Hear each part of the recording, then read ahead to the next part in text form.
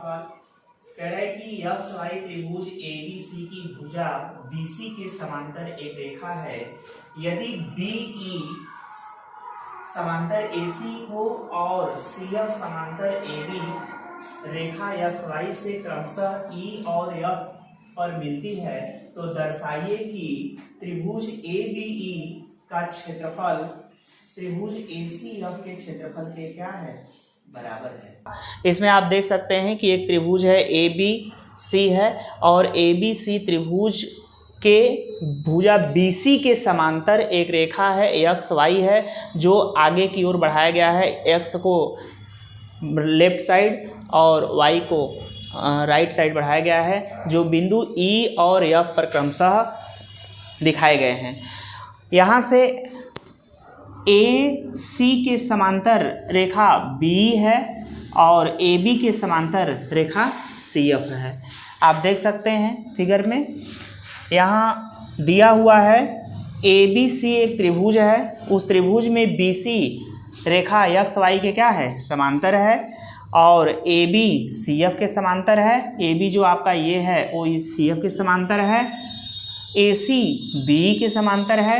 ए सी ये B E ये इसके समांतर है। सिद्ध करना है, सिद्ध क्या करना है, area of triangle A B E की एरिया ए सी एफ की एरिया के क्या होगा, बराबर होगा। इसको सिद्ध करना है। हल में हम लेते हैं आधार बी पर दो फिगर बन रहे हैं, एक हमारा त्रिभुज बन रहा है, एक बन रहा है चतुर्भुज जो समांतर चतुर्भुज है। देखिए यहाँ से B पर ए बी ई और बी ई वाई सी इस प्रकार से हैं। हम जानते हैं कि एक ही आधार पर बने त्रिभुज का क्षेत्रफल समांतर चतुर्भुज के क्षेत्रफल का आधा होता है। तो इसी के आधार पर हम यहाँ लिख सकते हैं कि area of triangle A B E बराबर 1/2 area of quadrilateral B E Y C. समांतर चतुर्भुज पैरेलल जो पैरेललोग्राम है उसका आधा कर देंगे।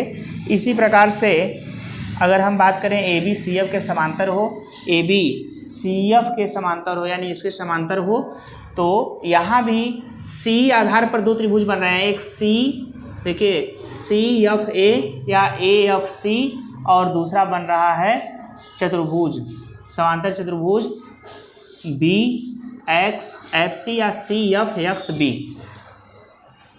इस प्रकार हमने क्या लिखा है यहाँ पे, एरिया ऑफ त्रिभुज ए एफ सी बराबर 1/2 एरिया ऑफ समांतर चतुर्भुज सी एफ एक्स बी।